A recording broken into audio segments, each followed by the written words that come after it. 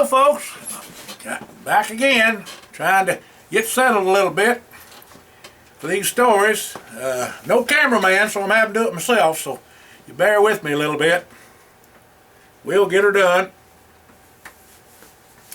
Alright, the next story we got is Whatcha Thinkin. Well, Whatcha Thinkin hollered Walter to Jesse and Buster as he rode up in his and grazed Smoky. That old horse was his favorite, you know. Well, Buster told Walter that Jesse was always a-thinking before Jesse could answer him. Jesse sure enough had something on his mind these past few days, and Buster, for the life of him, just couldn't figure out what it was. Leastways, Jesse wasn't saying nothing about it. Buster was a-helping Jesse hoe his and Mama's truck patch, and sure enough, Buster had his in rag and gloves and them Big Smith overalls of his'n.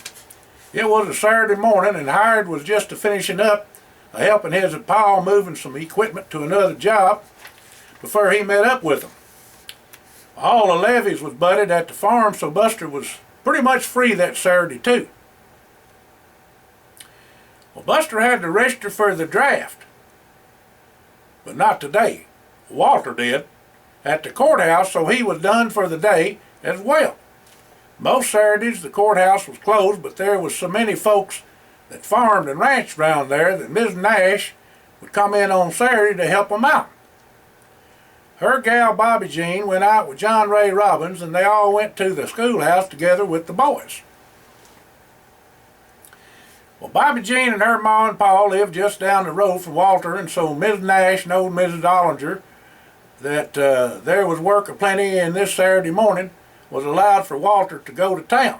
Instead of riding in with them, he rode on over on Old Smoky and then went on to Jesse's.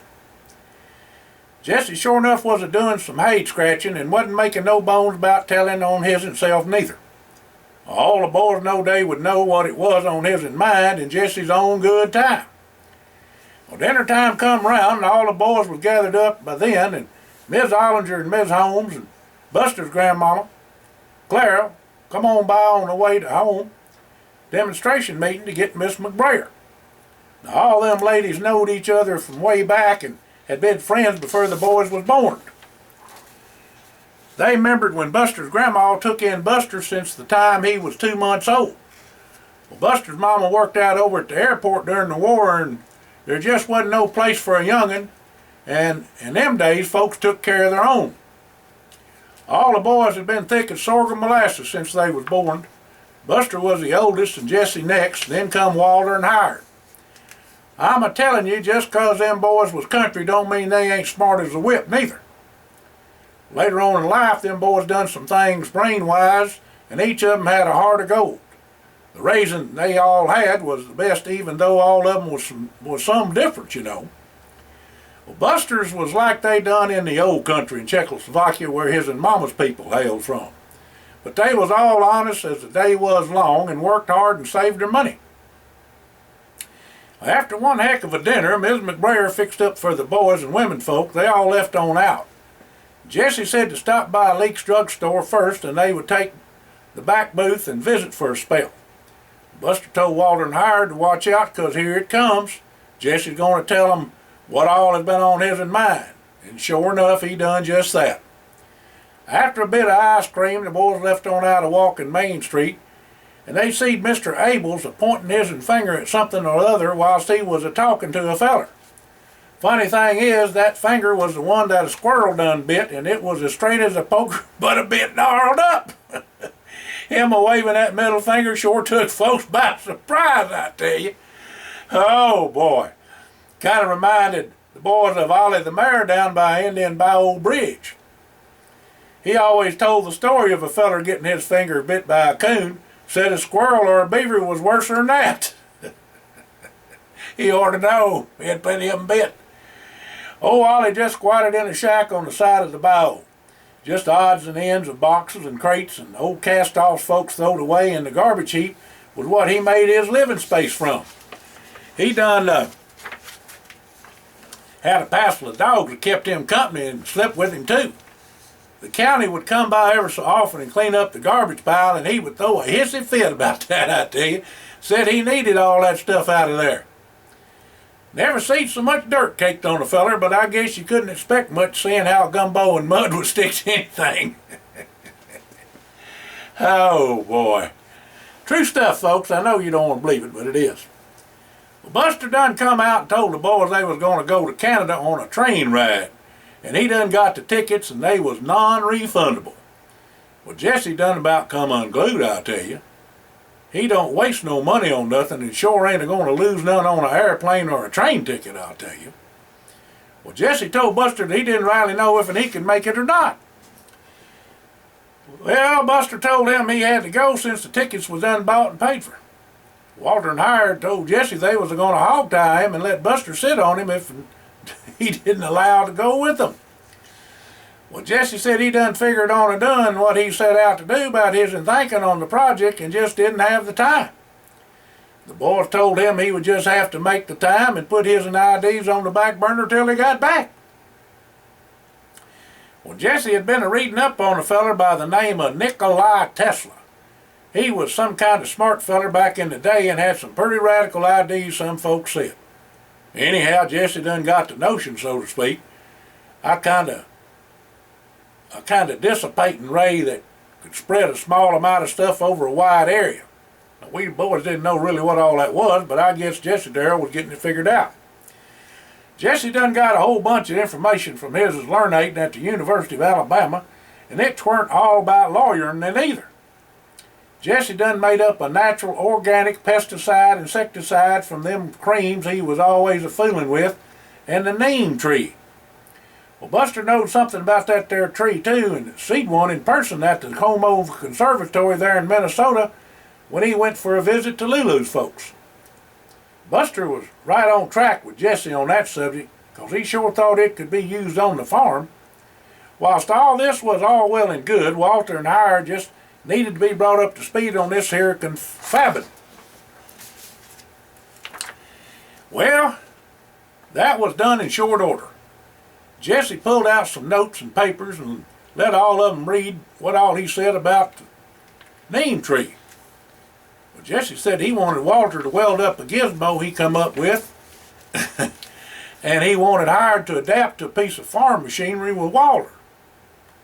Next off, he wanted Buster to help him out on mixing and experimenting, and to bring up Belle and outfit her if the farm machinery worked.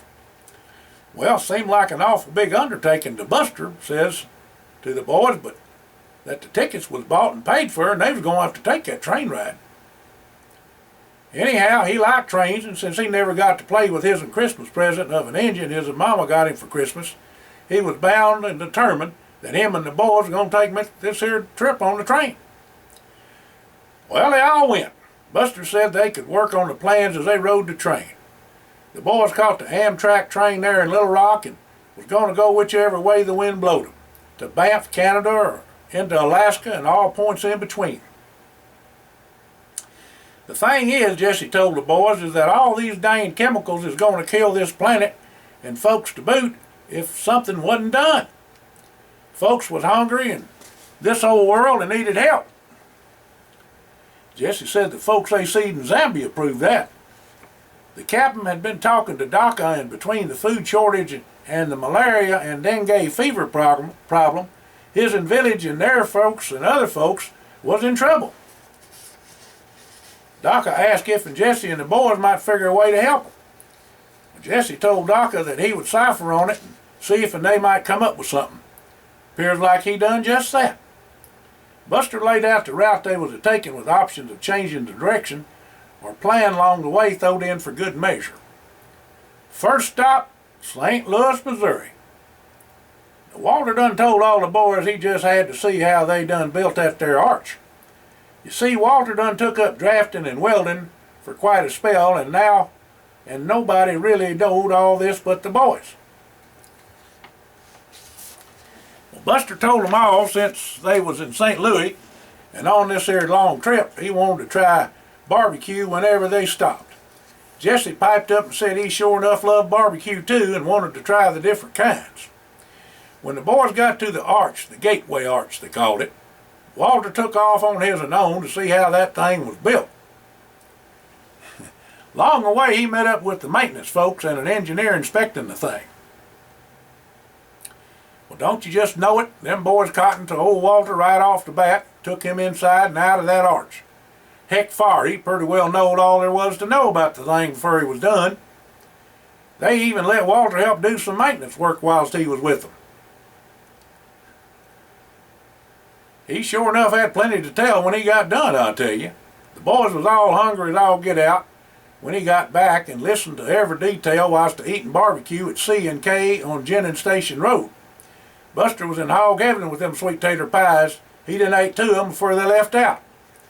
Walter told him that the arch was 630 foot tall and 630 foot wide. All the measurements was took at night, so's the sun a shimmering wasn't going to mess up the calculating and building the darn thing. Walter had a passel of facts about the arch, and the engineer give him a bunch of them, and he sure did have a rip-roaring time of telling them to the boys. He got so long-winded that he made them miss their train, and they had to spend the night so they could catch the train, the next train out. Well, Buster said he was glad they wasn't on no set timetable, or they would be in a pickle, and they was only on their first stop. Walter showed the boys the information he was give about the arch, and it said it was getting nigh on to 1 a.m. in the morning. Before the boys got to bed, Howard said, "That's the last word. We've done. The rest of it we'll have to read by ourselves on the train." Visiting was right fine, but him and Buster was fuller than a tick on barbecue and sweet tater pie, but he had a little surprise for 'em. Howard done brung out a dozen peach and fried apple pies for the lot of 'em and a jug of old McBrayer. Said they was set for the next day. Buster turned off the lights and the snoring commenced. Second stop, Chicago, Illinois. Buster said if they was going to see a ball game twixt the Cubs and the White Sox, he ought to bring his shooting iron. They get plumb fractious. He was going to eat the best hot dogs there was at Wrigley Field and all the trimmings. That was sure enough get 'em all a-going. Well, after the game, the boys took a tour on a tour bus and seen all the sights of Chicago. After spending the night, the boys headed on out to their next stop. Third stop, Bangor, Maine. Buster said, "Boys, I got a surprise for y'all. Remember we come to Maine and eat them oversized crawdads? Well, the feller that sells the bestins has got a little shindig going on with what they call a lobster and crab boil. It's just his and family. Sorry, folks, it's just his and family and a few friends. And when I called him up while he was setting up his trip, he done invited us to spend the evening and eat a bite with him. Feller's name is Cap Morrill. He done made a pretty done good living at fishing too. He told me to tell y'all to bring an appetite now. They is going to have plenty to eat and a fixin' to boil up a pot full of live Maine lobsters, and with the choicest steamer clams and sweet black mussels to be had. Melt in your mouth bacon-wrapped scallops and shrimp cocktail, and then a selection of rich and creamy New England chowders with sweet corn and red taters to boot. For dessert, they's going to have them Bangor brownies, cheesecake, and blueberry pie. Buster said he just couldn't wait to put a lip lock on them kind of eats. Whilst at the supper Cap put on, one of the fellers there said there was a little contest the next day they might be interested in. All the loggers got together once a year for a little contest, and he thought it would be right interesting for the boys. The boys seen all manner of events that a logger would do in making his living. Sawing, climbing poles like trees, throwing axes, and a thing called burling, which is really log rolling, was some of the things the loggers would be competing in.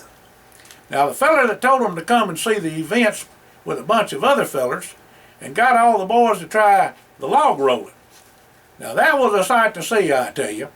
Buster didn't even make it to get on the darn log, let alone stand up on it. He was just too big. Walter finally got up on his'n, but like to have learnt himself when he fell off. He straddled it. Well, Howard and Jesse done pretty good at staying on their logs, but when they put a feller on each of their logs is when the flailing of arms began and hollering too. Jesse and Howard was both pretty quick, but not quick enough. Both of them hit the water about 2 or 3 rolls of their logs, Needless to say, all the boys got wetter than a frog, but dried out pretty quick. Supper was light, seeing how the picnic lunch was more than a feller could eat in a week. Another night, off again. Of course, Walter had to get the boys out for a beer, and Jesse just give a taste of Old McBrayer to the bartender to show him what a really good whiskey tasted like. Feller wanted to keep the whole bottle, but Jesse said he could get some from Aunt Judith if he would write her to give him the address. Fourth stop, Boston, Massachusetts. Well, Buster, excuse me, folks. Buster just had to have some of them dim sum dumplings that they had there in Chinatown that he'd heard about. So off they went. The boys was at a big old table, and all four of them ordered the biggest mess of stuff you ever did see. Heck fire, they didn't know from Adam's off ox what they was doing, so they took the advice of the waiter and just ordered what sounded good. Oh, folks, I know you think all this is full of it, but a lot of it's true. Buster laid into them dumplings like nobody's business. Them Chinamen didn't know what to think of what all that boy could put away. All the boys seemed to hold their own, and it wasn't long till they cleaned all their plates. With their bellies fuller than a tick, they took off to see the sights. The boys decided to side-file and gom around a bit, seeing how Walter and Jesse was going to take all day anyhow. Them boys was sure to get into every nook and cranny, and between hiring Walter taking pictures, it was going to take some time. Buster figured on this, so he planned on the afternoon the next day before they would head on out. Like he told all the boys, they'd get back when they got back. There sure enough was some history there in Boston, and it was a right interesting place to see where things got a poppin' for America's independence. Danged if and there wasn't a lot of things to see. Buster was a-wondered if and he allowed for enough time, 'cause they just got started on this trip. Pictures was never Buster's long suit, but even though he deviled Walter and hired about taking so many of them, he dearly loved to look at them. Sometimes in the evenings after supper, Buster would sit out on the porch in the cool of the evening breeze and look over all the pictures that was took since he knowed Walter, hired, and Jesse, and the places they been, and the folks they met and knowed. The boys didn't know it, but Buster was fixing up some picture albums for each one of them as a surprise for Christmas. To go along with that, a kind of scrapbook of doodads and clippings and whatnot was being made for them too. Every time they went summers, Buster would try to get 4 of everything so each one of them had a keepsake. Buster was a mite sentimental about things like that, you know. This trip was a downright meaningful thing to Buster, and he knowed each one of the boys appreciated it too. Jesse would always kick up a fuss saying he was too busy, but he really liked Buster to plan and figure it out. And when he got on a trip, he really didn't care about going back anytime soon either. Walter had Luann and Hired had Alma Mae to think about now, but one thing about them gals, they knowed how it was with the 4 of them boys. They all had a time of doing things at home as well, but their trips sure enough had excitement and adventure in them. They was always getting into something somewhere. Well, after all this walking and talking for a day and a half, the boys were ready for the next stop. They spent the night at the Parker House Hotel, America's longest continuously operating luxury hotel, and had a heck of a supper, with Parker House rolls and Boston cream pie for dessert. It was a fine supper, but nothing like the cooking of their ma's and grandma's back home, now I'm telling you. As the boys were pulling out of the train station, Walter said aloud that if and they reckoned that the midnight ride of Paul Revere was on a gray. Of course, you know Walter's favorite horse was grays, and Old Smoky was one of them. And he had a couple of them out there on the ranch. 5th stop, New York, New York. Well, sir, all the boys knowed about New York and wanted to make sure and see all there was that they could see. Buster had that planned out too, but wanted the boys to put in their 2 cents worth of what they wanted to see and do. Now, Buster was a Yankees fan and just had to go see them just once if and they was in town a playing. Something good to eat was always in the plans and sightseeing. But just depending on what they was a-doing and who all they met up with could change what and where they was a-going at any minute. So far, the trip had been nice and peaceful and relaxing. They all was having a right nice time of it. Need I say more? The house that Ruth built. Buster treated our boys to whatever they wanted to eat and drink, and thoroughly enjoyed the Yankees whoop up on the Baltimore Orioles. Old Buster was just having himself a fit of jumping up and down and a hollering whilst they watched the special event in baseball history. May 14th, the New York Yankees. Mickey Mantle becomes the sixth member of the 500 home run club in New York's 6-5 victory over the Baltimore Orioles at Yankee Stadium.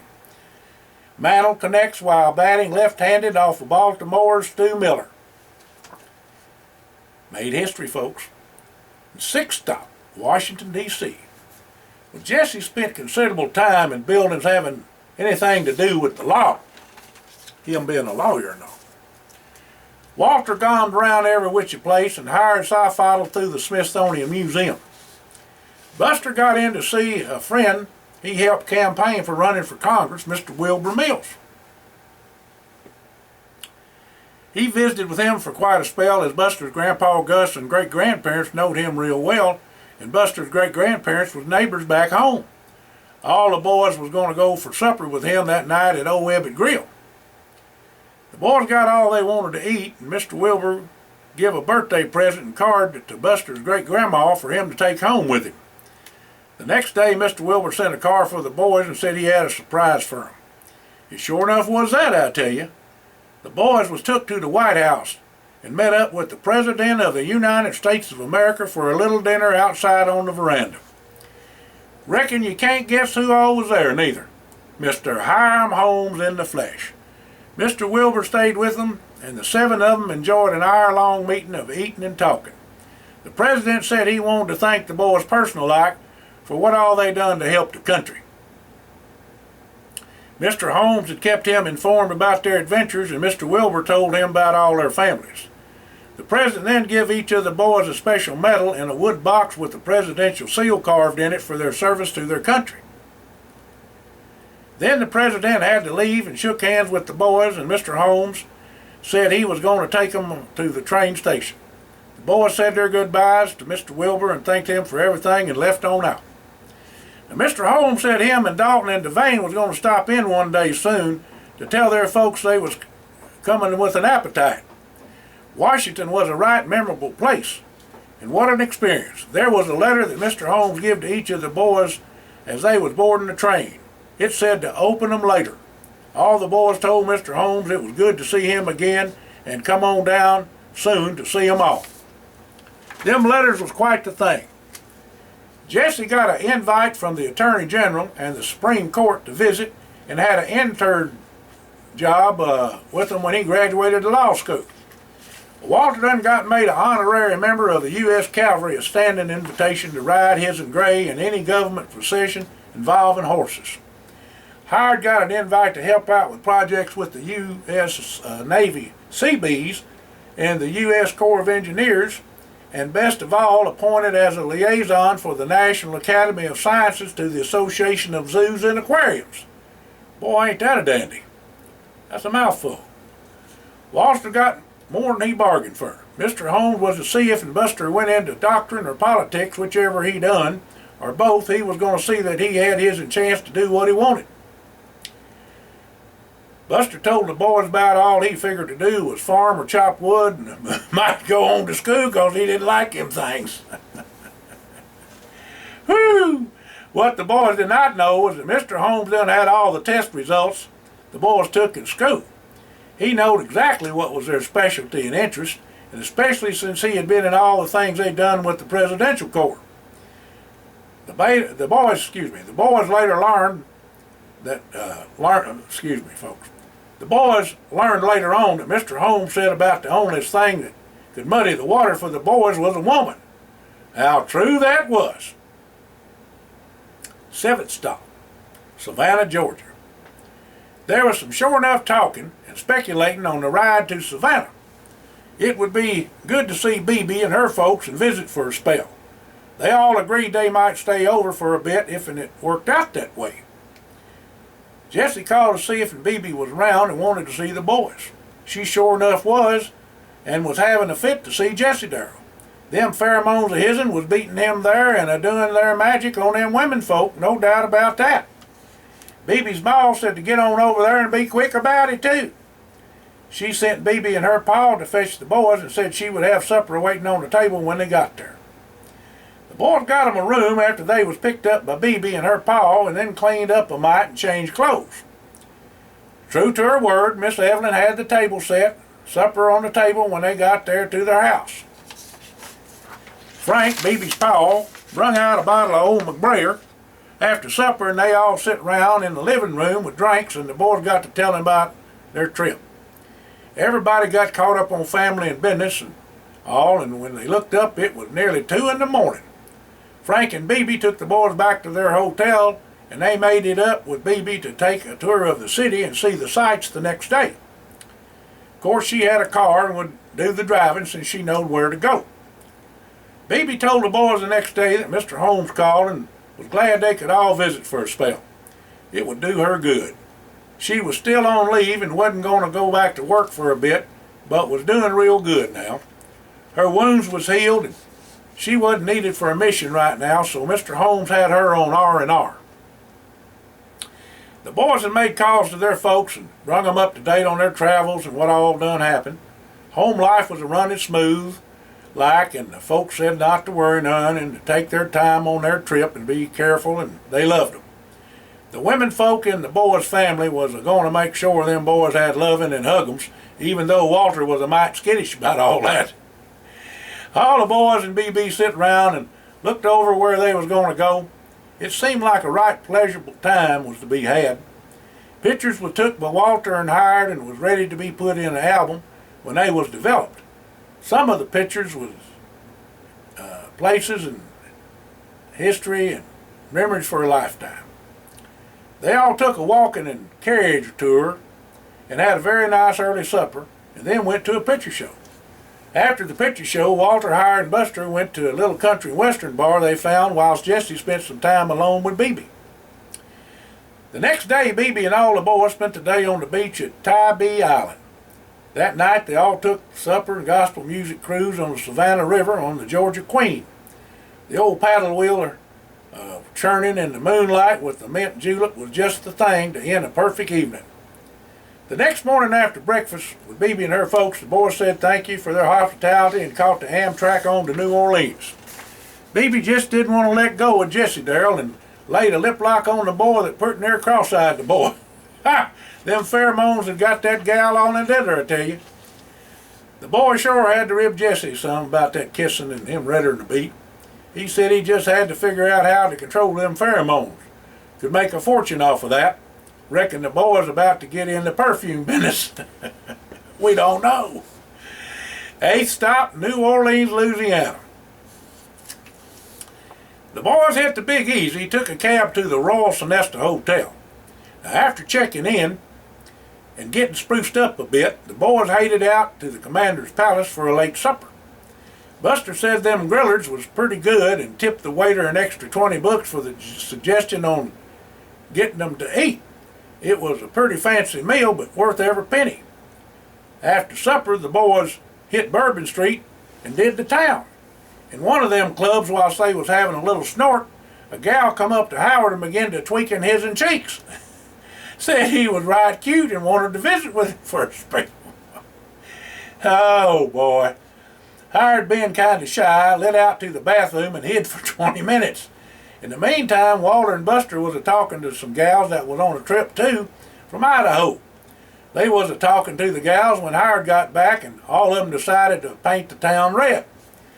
They all sure enough did, I tell you. Whilst they was a-walking to another club, a feller or a woman, you couldn't tell which, come a-stumbling down the street. It done fell out right smack dab in front of Jesse, a spread-eagled and face down. Oh, me. Well, 'tweren't long till police come up and had it carried off. Turned out it was a man dressed up like a woman. Walter said, "What's that all about?" Well, all the boys told Jesse to turn off them pheromones and just howled a laughing. There was a singer in a club they went to next that was knock-dead gorgeous. She was a Cajun and took to Jesse right off the bat. She see Jesse out in the audience and got a gleam in her eye. After her set, she walked by their table and winked at old Jesse. Buster jumped up and told the woman they enjoyed her singing, and Jessie especially liked the last song. She said it was just for him. Well, old Jessie got red all over, blushing, and everybody at the table asked her to sit on down. She said she could for a few minutes as she was on her break. The gal's name was Monique, and was a right nice and friendly gal. Well, Jessie finally opened up and started talking, and his and pheromones started cranking up and putting out like popcorn in the machine at the picture show back home. The boys and gals all said they wanted to tour the bayou country tomorrow, and all them bayous around if they could. And the gal said she was off and her people was going to have a cookout the next day if they would like to come c'est bon. Even Jessie voted for that. The next day about 9 a.m. the boys drove up in their rented car, and they got that morning, and Monique come in her truck. Jessie rode back with Monique, and all of them headed out to the swamps following Monique. She led them to a boat ramp on the bayou near Pearlington. 3 airboats was there and took them to a house place a few miles up in the swamp. The house was up on a knoll, and the only way to get there was by boat. When they got there, there was Zydeco music playing and dancing on a makeshift plywood dance floor covered with sawdust. Monique Marie Thibodeau was the gal's full name, and she told the boys and the gals her story of where she come from in these swamps and how her people settled there. She introduced all of them to her ma and pa and brothers and sisters, cousins and friends. They was all welcome like family and joined in the festivities. Buster and Jessie both brung a quart of old McBrayer with them and give it to Monique's pa for the party. Well, after all the menfolk tried a snort of that old McBrayer, they come to Buster and asked how in the world to get some of that there liquor. Said it was better than their homemade. Buster told them the story about him and Jessie and how Jessie's family started making straight Kentucky bourbon whiskey. Said he would make sure they got a case. And one of the boys brung up a big old 98-pound snapper and butchered him up and fried him and made him some turtle soup too and gumbo with the rest. Pierre, Monique's brother, jumped into a plywood box ring and sure enough wrestled a gator. Folks was a-hooping and a-hollering, and kids was a-playing games and swimming too. Food was a-plenty, with oysters fried and on half-shell, shrimp of all kinds, several different kinds of fish and boiled crawdads, corn on the cob and tater salad and coleslaw with baked beans and sweet cornbread. You just couldn't name all the food that there was there. After eating was pretty much done and drinks passed around and the music began to playing. Now Jessie just done surprised them all. He went over to the boys playing music and asked if he could borrow a fiddle. They said, "Laissez-les bon temps rouler." Now the boys know Jessie had been wanting to learn to play that fiddle, but didn't know that he quite had the hang of it yet.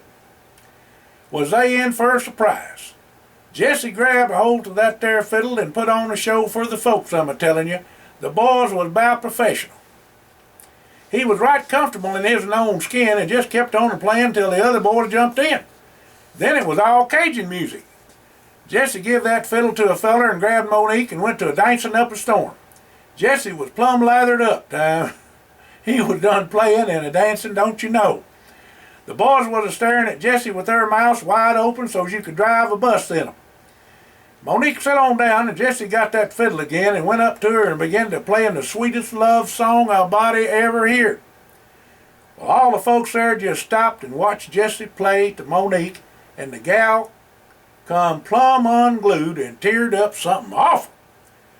She jumped up from where she was a-sitting and looked at Jessie for a minute and lit a shuck, just a-bawling like a calf that can't find his mama. Whew! Well, after a bit, Monique's brother come up to Jessie and the boys and told them not to worry none about Monique, because he figured he had a handle on it. Well, sir, hired to ask him what was the matter. Pierre said she ain't never brung nobody to no family gathering in her life. They was the firstins. Monique had been a-singing for a spell to make enough money to finish her schooling. She was going to be a CPA with a law degree, and her and her folks just didn't have the money for her to finish school. She planned to go back next year, but her pa had a heart spell and couldn't work none, and she was helping out now, so that took a lot of her money. Pierre also said that there was always somebody trying to hustle her and him, and the cousins had to go into town to make sure she wouldn't bother none when she worked. She just didn't cotton to that way of life, but it was an honest way to make a living singing. There hadn't been no boyfriend since her high school days, and the boy she dated was killed over in Vietnam. It was getting late, and the boys told Pierre they had to get on back to town and would be getting some of the boys to run them back. The boys and the gals they brung with them all told the folks how much fun they had and dearly appreciated their hospitality. The boys was to leave New Orleans at 9:10 a.m. on the Amtrak and was up early to pack and return the car and be at the old train station a little early to make sure they didn't miss the train. The boys all said their goodbyes to the gals from Idaho the previous night, and all of them said they were glad to have made some new friends and that they had the best time of their lives with the boys. Before leaving that night, all the gals come up to Jesse and told him not to worry none about Monique. It was just a woman's way, and he didn't do nothing wrong. In fact, he done everything just right. Jesse couldn't figure that out. Well, right before they began to board the train, Monique come running up to Jesse. She throwed her arms around his neck and kissed that boy like she meant it. Old Jesse's eyes rolled back in his head like window shades, 'cause that gal had done plumb took his breath away. Monique told Jesse that ain't no man ever took her heart, but he did. She said she wanted to see him again if he wanted to, and slipped a note into his pocket. As Jesse boarded the train, Monique called out to Jesse, "Jesse Darrell McBrayer, it was love at first sight, me and you, Jew," or whatever them French would say, J-O-U. Then she turned to run out the station. "Well, now don't that beat all," exclaimed Walter. Walter and the boys all took their seats in their car, and Walter went on to say he ain't never seen the likes of that. Ha ha! Whoa, boy. Between Bebe and Denise and Monique, Jesse had him a mite of ciphering to do about the future. Oh, boy. Basically, that's how it was in real life, too, with Jesse Darrell.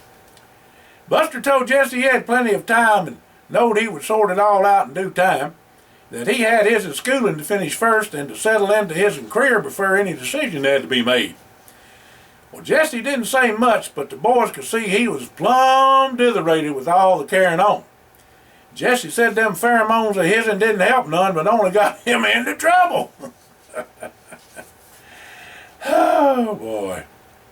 Well, the boys all had a heart-to-heart talk with Jesse about that. They told him it wasn't pheromones, but it was just plain Jesse himself. Jesse said he didn't want to hurt none of the gals and didn't intend no harm nor to heartbreak to them. Well, Howard told Jesse that was all of this was just part of life, and it played out different ways for different folks, but he would find his way through it. The boys would always be there for him no matter what. Buster told Jesse he ought to be right proud to be honored by the affections of all them gals. Not everybody could just up and find somebody to touch their hearts. The memories would always stand in good stead for all of them the rest of their lives, so it wasn't a bad thing. Buster said you can't know joy without sadness, nor happiness without sorrow. Be glad you're blessed, cousin. Be glad you're blessed, cousin Jesse. Be glad you're blessed. Jesse said, "Boys, I'm going to send the money to Monique for her to finish her schooling and to help out her ma and pa. What you thinking?" Well, all the boys agreed that ought to be done. All the boys settled in for some thinking time and to get ready for San Antonio. Pictures took by Walter and Howard. Now, I got lots of pictures in this story, folks. Just write me at Buster and the Boys at yahoo.com and I'll send them to you. On every one of these stops, there are just tons of pictures. Ninth stop, and that's real life too. I got the pictures that goes in the story, they're real. So y'all write me at busterandtheboys.com and I'll send them to you. Ninth stop, San Antonio, Texas. Buster said to Walter that the breeze he was feeling reminded him of the wind churn at him and Jesse's folks' place back in Arkansas and Kentucky. That old churn just a-swaying in the wind at the corner of the house and making butter. Doggone it, that butter makes me think of butter-basted turkey, and that's Thanksgiving. Well, that's when Buster and Jesse's great aunt would bring out the silver to eat with, and it was the only time, other than Christmas, that they used the silverware. They was the ones used by Robert E. Lee. All the knives, forks, and spoons with mother of pearl handles and handcrafted real silver. Dang it, I was hungry enough to eat a horse. You was always hungry, hollered Walter. Jesse and hired. After getting their room and a car for the next day, the boys hated on off to get Buster something to eat. Buster said he was hungry for Mexican food and he knew just where to go. Jacala's, and off they went. The boys ate their fill and hired wanted to go see the Alamo and take some pictures. Walter was up for that, and Jesse said he wanted to look around a bit too. Buster said some of them Kentucky long rifles is what helped hold off Santa Anna's army, and them boys was from their neck of the woods. Picture taking was in tall order for Walter and hired, and they had a lot of them. The boys spent the rest of their time at Six Flags and down on the Riverwalk. They had a real good time, and it was about time ready to move on again. After checking out the hotel and turning in their car, the boys had a quick bite to eat and boarded the train for their next stop, L.A. Buster was all the time reading a book and napping, as was Jesse reading, that is. Walter and Hired talked to Jesse when he got tired of reading, and they made up some plans, and also did some speculating about the future when they got back. They all agreed changes was a-coming, and they all had some right big decisions to cipher on. But there was still some time to go before they stepped up to the plate. Did what Davy Crockett said to do. Be sure you're right, then go ahead. The three of them all had the same concern about Buster. He just didn't know what direction to go in except in where the wind blowed him.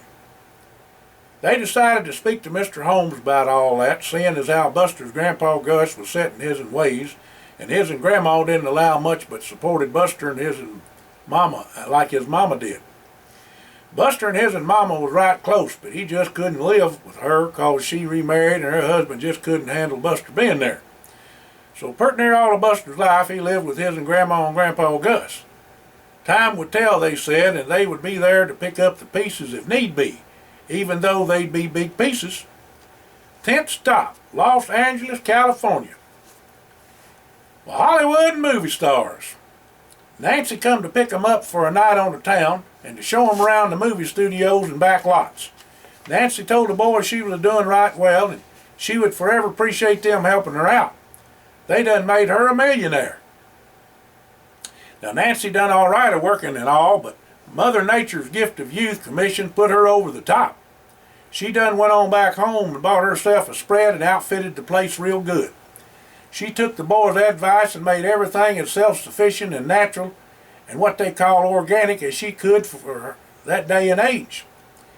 Nancy ain't never married up, and the boys said they hoped she would find the right hairy-legged old boy soon. Nancy told them there just weren't none to be had in these here parts, so first place Nancy took them was to the Hollywood sign. Of course, you just knowed every mud hole and crack was going to have his picture took by hiring Walter, so time had to be allowed for that. Them boys, I tell you, they could gom around the South Island more than anybody you ever seen. Nancy called up Asa Wayne and told her the boys was in town and she went to Highland. Told them to come on over, which they did. When the boys and Nancy got there, she said there happened to be a party that night and she wanted them to come. Sure enough, they had to come. Nancy said she'd make sure they was there, and Asa said they would have a good time, but not to be surprised if some of the movie stars wasn't what they seemed on the silver screen. The boys allowed they could cuddle that they could handle that. If the folks got to be too uppity or too big for their britches, the boys knowed how to break them down like a cheap shotgun. Well, after supper, Nancy took the boys to her friend Mary Steenburgen's house, and Joey Lauren Adams was there too. Of course, they all know them gals and were glad to see them. Mr. Factor was in town for a meeting and was there and greeted them at the door with Asa. The boys was introduced to lots of folks in the movie business, and Buster's heart throbbed, but Terry Moore was there. Asa asked for everybody's attention and had all the boys and Nancy and Mr. Factor stand up in front of them all with her. Asa told everybody that Mother Nature's gift of youth was invented and developed by the boys, and that's how Nancy and Mr. Factor come to being in business with it. Well, they just couldn't believe it. All them movie stars, men and women, crowded round the boys and began to ask questions, and it weren't long till the gossip columnists had a hopper, started interviewing the boys, Nancy and Mr. Factor.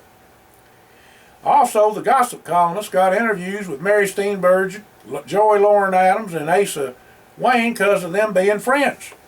All manner of folks was asking the boys over to supper and out to have a drink and to speak at meetings. The boys had to decline and left all that kind of stuff to Mr. Factor. Heck fire, they was even offering to put the boys in a picture show or two, westerns mostly.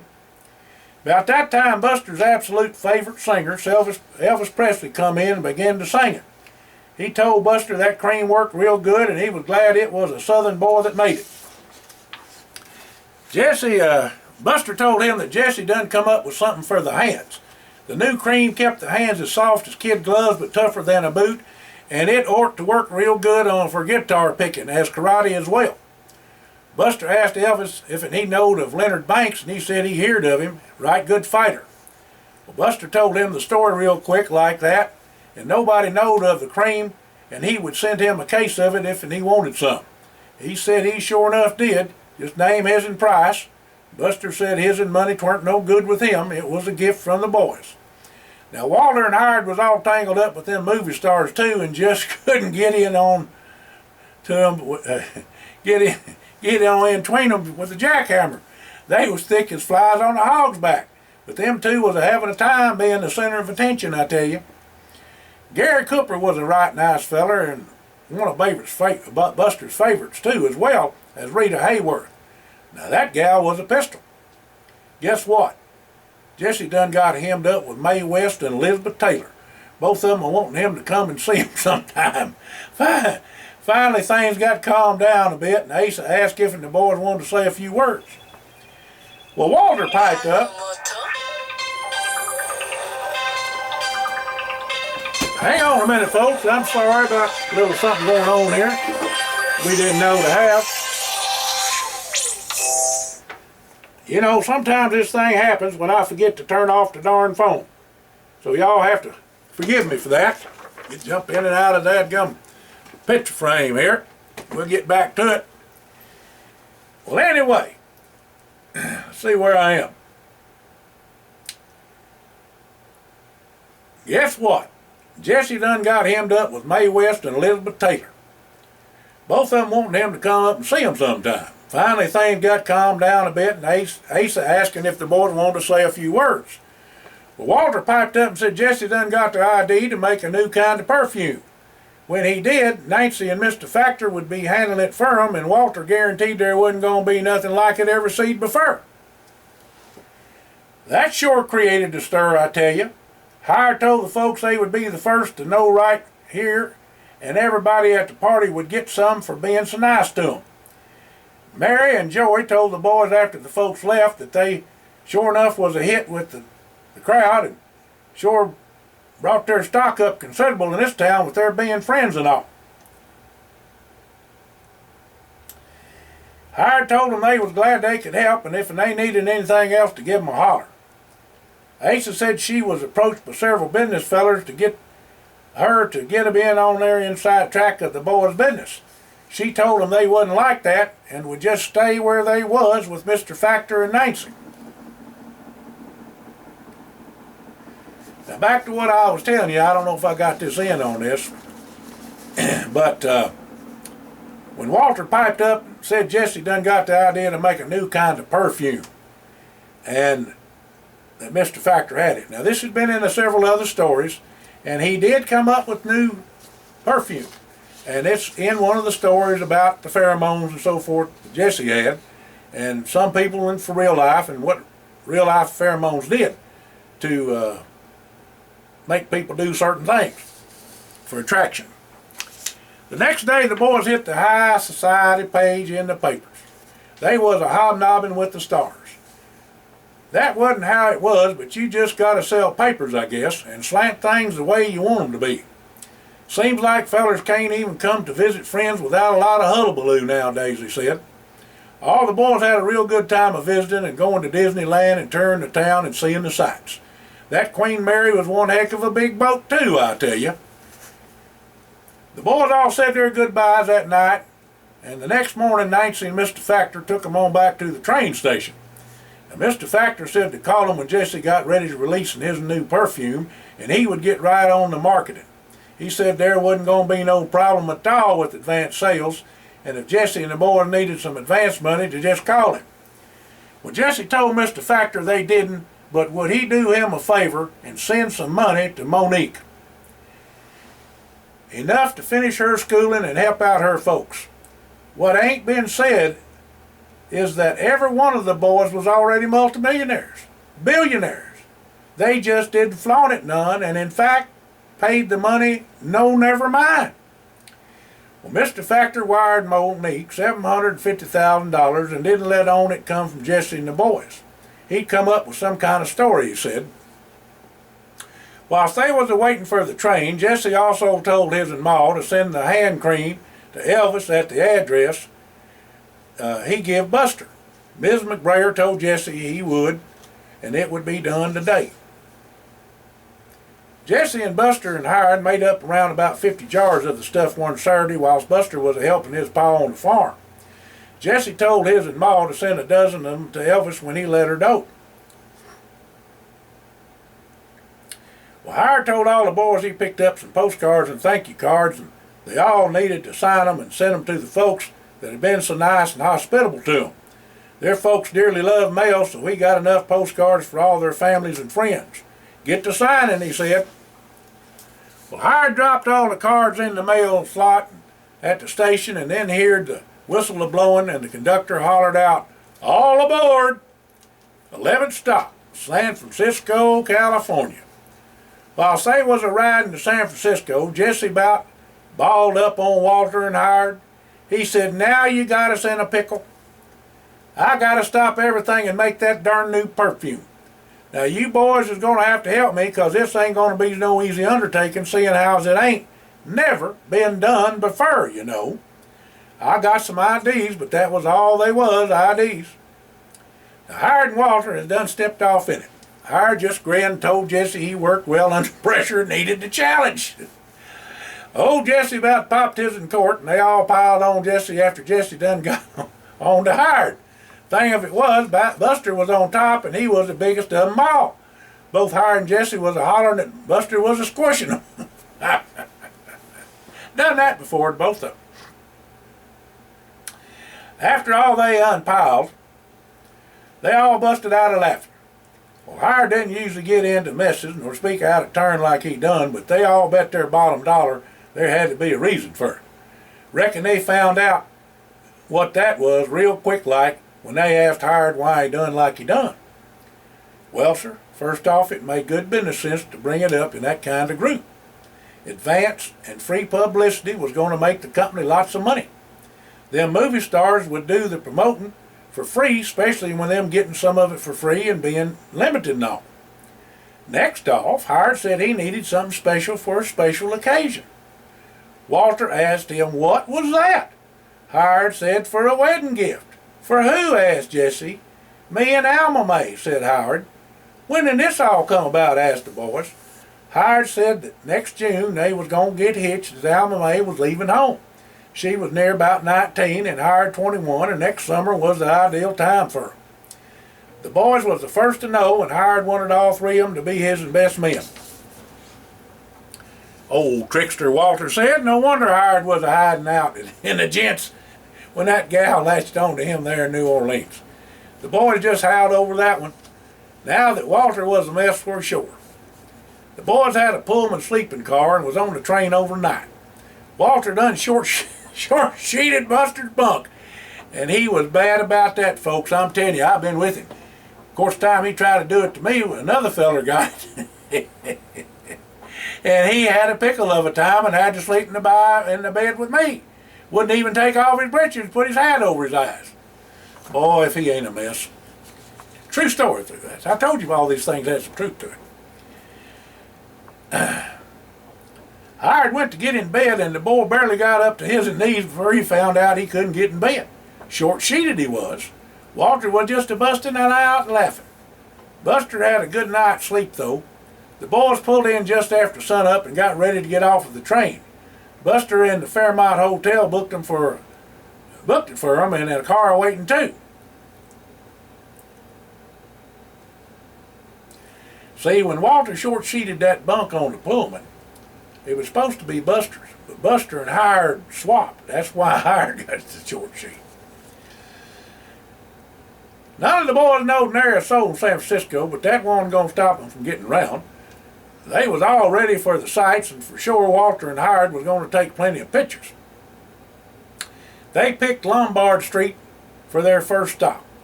The boys meandered down Union Street through Chinatown, where they ate some real good Chinese food.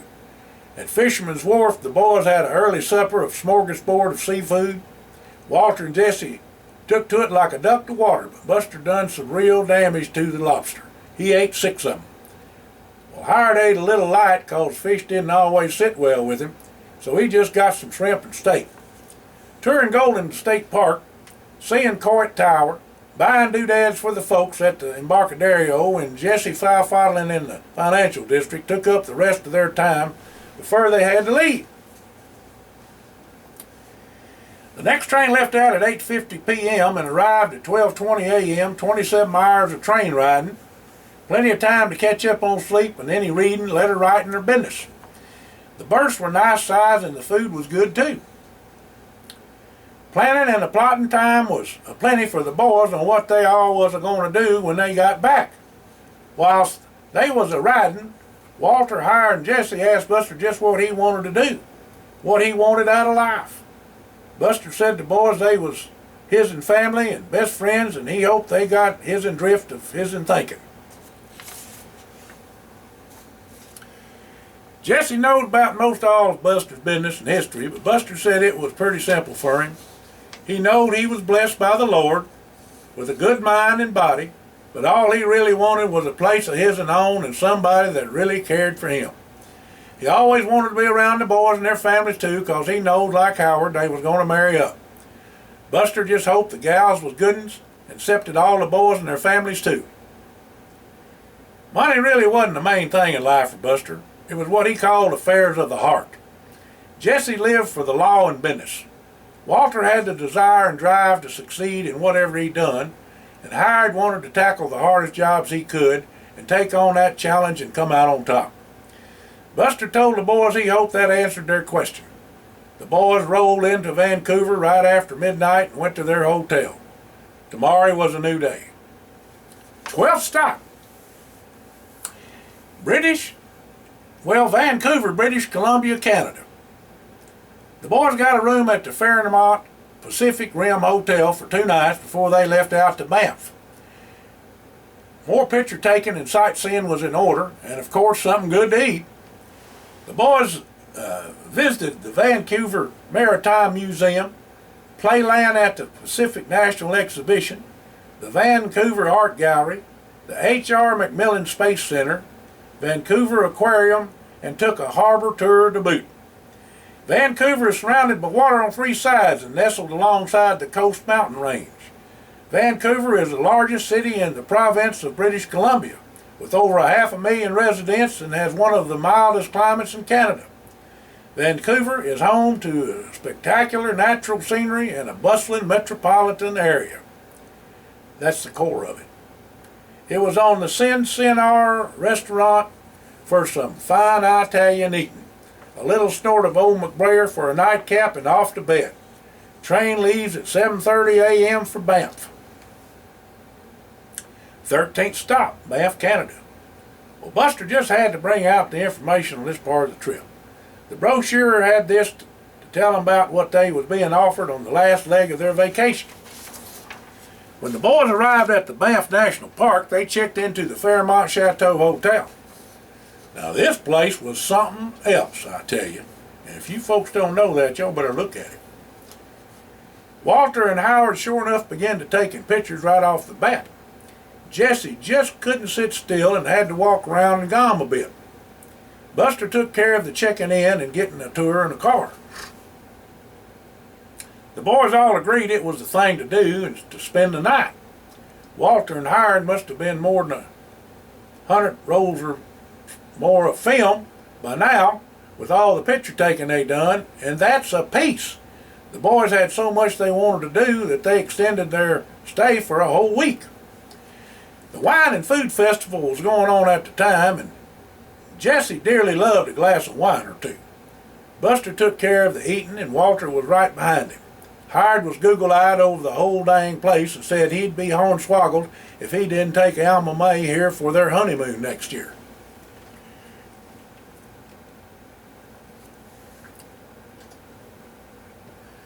There was all kinds of places to ski, snowmobile, fish, and just do about anything a body could imagine. Now, after they was all wore down from this here activity, Buster got all of them into a hot tub and then a massage. Now, if that wasn't a ride, if you know how that dang Walter is, plumb pitiful. All that activity had him wore down, that's for sure. Well, it was finally time to head for home. But not after that massage. You'd figure Walter would be the one to balk, but it was Buster.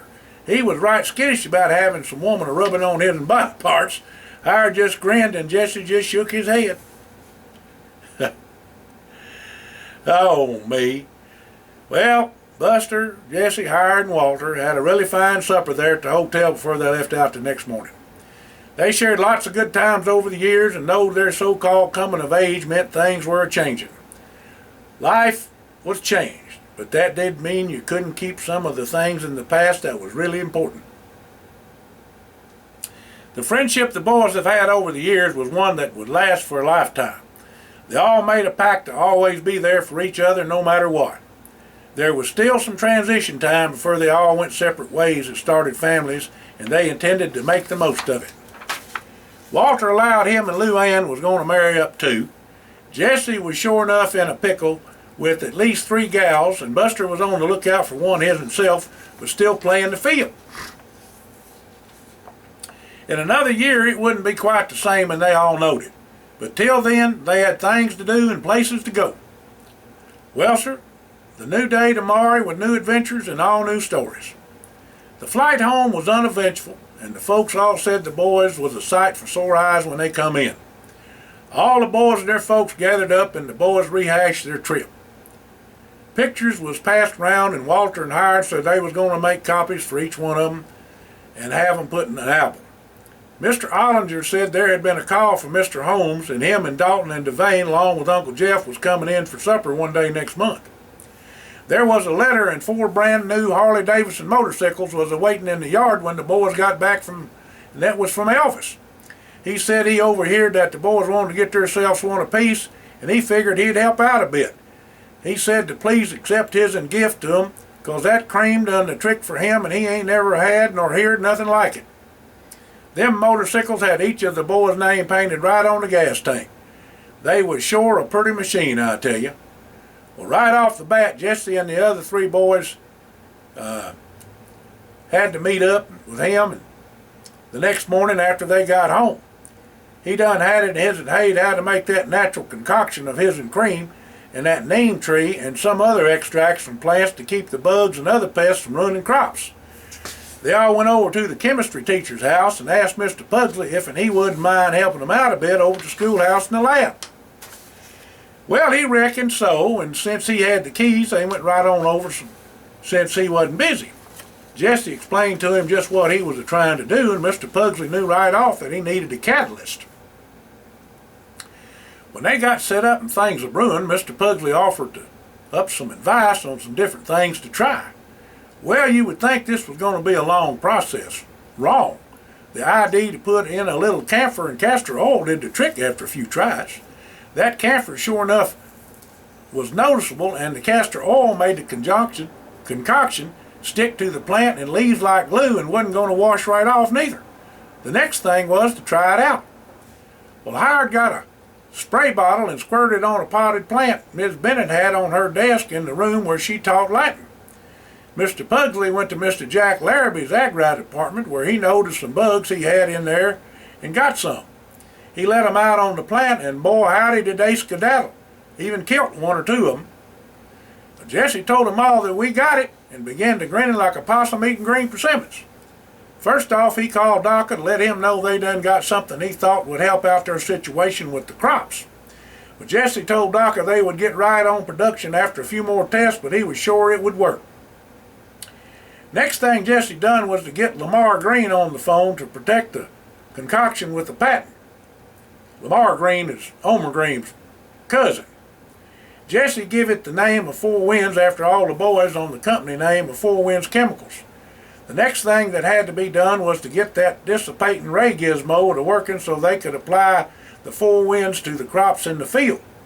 Sprayers on tractors, flying it in with crop dusters, or just plain hand spraying would work for application, but if and you didn't get the Four Winds where it would spray and cover a wide area, it just wasn't going to be applied to the crops, at least not economically.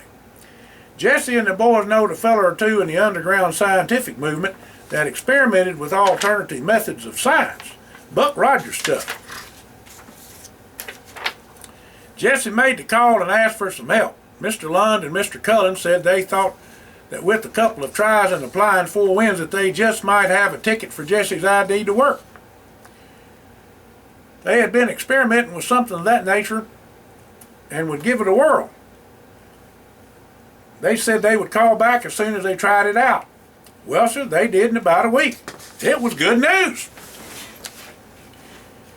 Mr. Lund said they used some rife technology from the 30s and Tesla's theories, and they matched them up with their existing equipment, could make it work just fine, they said.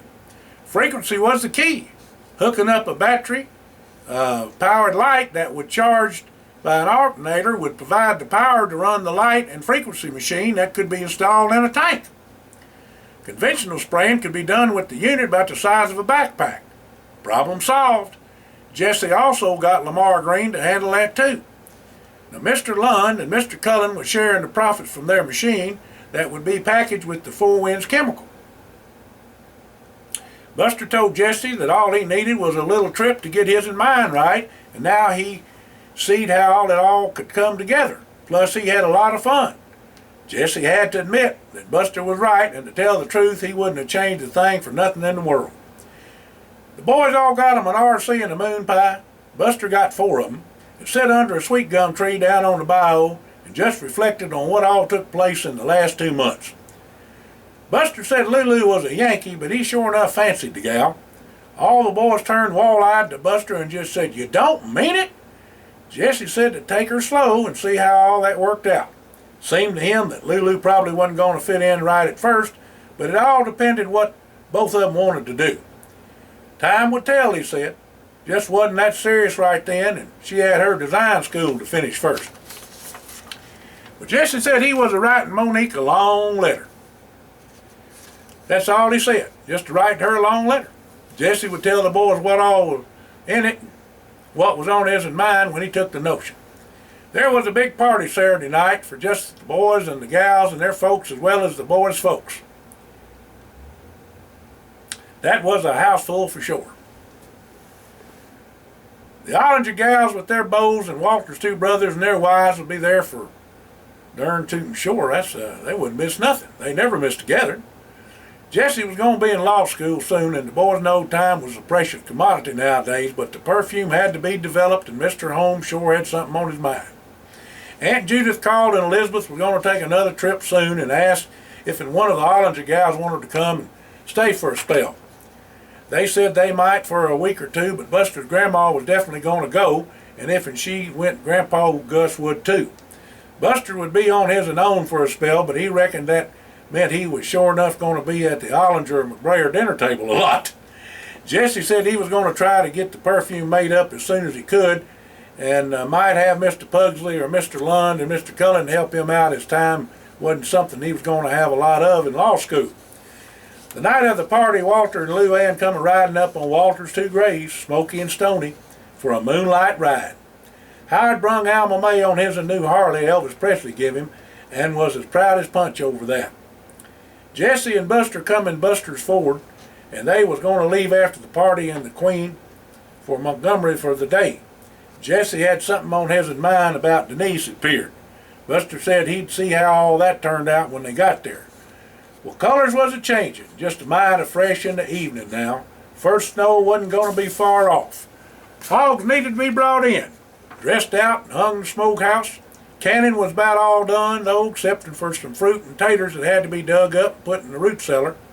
Life was good, and the call of the bob white and whippoorwill was music to your ear, as Red Foley began to sing, Down in the Valley.